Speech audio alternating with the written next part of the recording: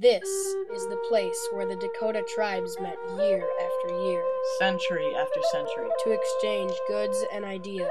This is the place where their lives all change. With the signing of one small treaty, the Treaty of Traverse des Sioux. The Treaty of Traverse des Sioux could have been a very successful treaty had the United States government followed through on all that they had promised. Because the government didn't do what they promised, the Dakota people staged an uprising, which led to the devastating deaths of both white and Dakota people.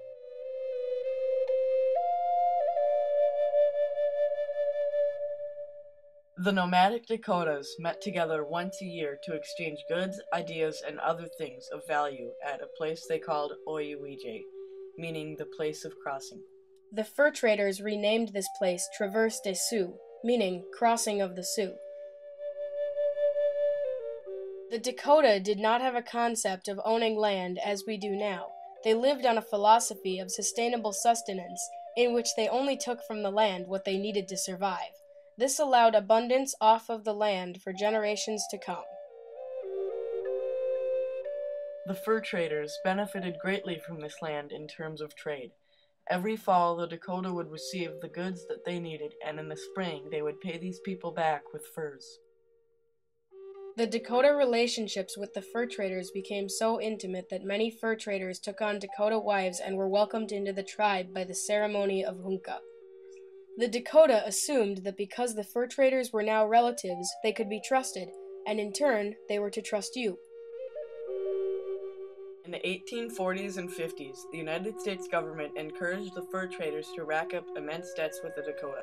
By 1851, the Dakota owed so much money that the traders only gave them limited goods. Also in the late 1840s, the demand for furs was lessening, so the traders wanted the Dakota's land and money to repay their debts more than the furs. They informed the governor, Henry Sibley, of this, and he immediately saw the advantage of interceding. However, Sibley had to get the consent of the government. He told them that now, the Dakota were confused, starving, and desperate for goods, so they were in a weakened condition and would be more likely to sign a treaty. With a little bit of pressure, Sibley got the government to negotiate a deal with the Dakota that became known as the Treaty of Traverse des Sioux. No one today truly knows what happened on the day of the treaty signing, for every source is biased in a different way. The best way to understand what truly occurred that fateful day is to listen to the people who were there on the 23rd of July in 1851. When we signed the treaty, the traders threw blankets over our faces and darkened our eyes, and got us to sign papers we did not understand, which were not read to us or explained to us. Traders are the greatest curse of the Indians and the curse of the nation, for they boast that they can control Congress and have done it. The commissioners having first signed the treaty, the chiefs stepped forward in rotation and touched the pen which the secretary used to indite their names. Some few who had been instructed by the missionaries wrote their names, and many prefaced their signature with a short speech. The Sioux Treaty will hang like a curse over our heads for the rest of our lives. Hercule Doman to Henry Sibley, 1851. Now, we will attempt to recreate that fateful day where the future of the Dakota changed forever. It was July 23rd, 1851 at Traverse des Sioux, Minnesota Territory. The sun shone brightly, turning the dew on the trees into sparkling diamonds. Dakota children laughed and played in the long sweeping grasses, sometimes playing football, a Dakota version of the modern-day soccer. The entire mood of the village is light, for today they are signing the Treaty of Traverse des Sioux, which after weeks of negotiating is finally finished. The negotiating between parties was long and drawn out, but it had its perks for the Dakota people. The treaty has now been set. It cedes land to the U.S. government from the southwestern portions of the Minnesota Territory that belong to the Dakota.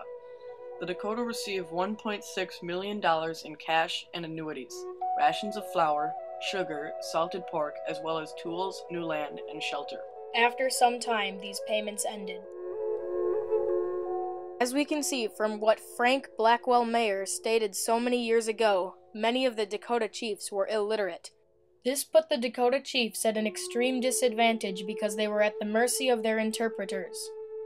These interpreters were often fur traders who had taken on a Dakota wife and were fluent in both English and Dakota.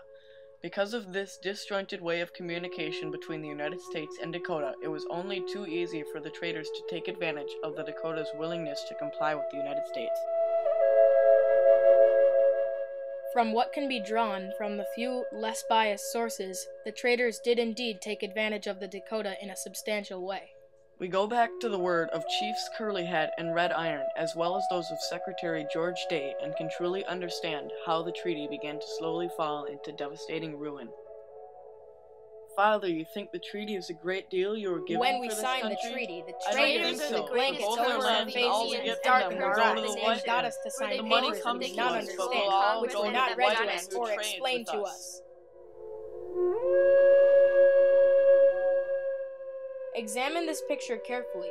This was painted as an accurate depiction of the signing of the treaty. However, it only shows the one legal table, totally ignoring the illegal table that should be to the left of it. Somewhere in the process of setting up the signing of the treaty, the fur traders managed to corrupt Sibley and other government officials to allow them to create their own document and usher the illiterate Dakota over to sign it. Sadly, none of the literate were ushered over to the table accidentally by the traders, for it would have saved not only the success of the treaty, but also the many devastating deaths of hundreds of Dakota and white men. The traders' papers wrote away most of the Dakota's annuity money and led to the failure of the Treaty of Traverse des Sioux. 2 reservations, 20 miles wide and 70 miles long, were set aside for the Dakota. The Upper Sioux were satisfied because their new land contained some of their old villages, but the Lower Sioux were frustrated and resentful because they were moved from their original land completely. Still, they were happy to have land, food, and money, so they kept their jaws clamped tightly shut. Because of the traders' papers, the Treaty of Traverse des Sioux mostly was a failure. However, it has a few small successes that cannot be overlooked. This treaty enlarged the Minnesota Territory so much that it eventually became a state in 1858. This acquired land became available for settlers through the Homestead Act of 1862. Also, the United States proved that they could obtain new land without any casualties while gaining said land.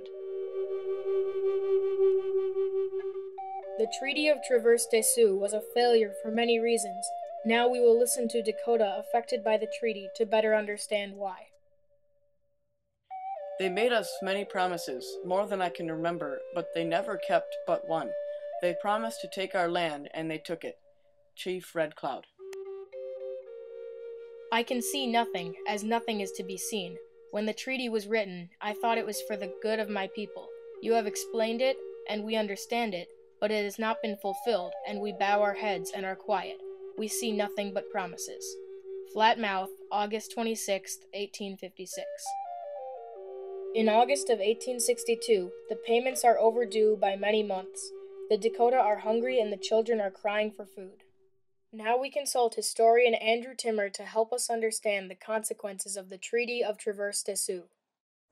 So the U.S.-Dakota War of 1862 was really a kind of thing that had been led up to for many years. The Treaty of Traverse des Sioux in 1851 was the first of many kind of dominoes that fell and started the process of the U.S.-Dakota War. Basically, in August 1862, a group of Dakota people rose up and decided to take back the lands that they felt had been taken from them illegally during the Treaty of 1862. After the payments stopped happening, these Dakota people decided to rise up and take back their lands. They knew the Civil War was going on, knew they could probably take back these lands fairly easily.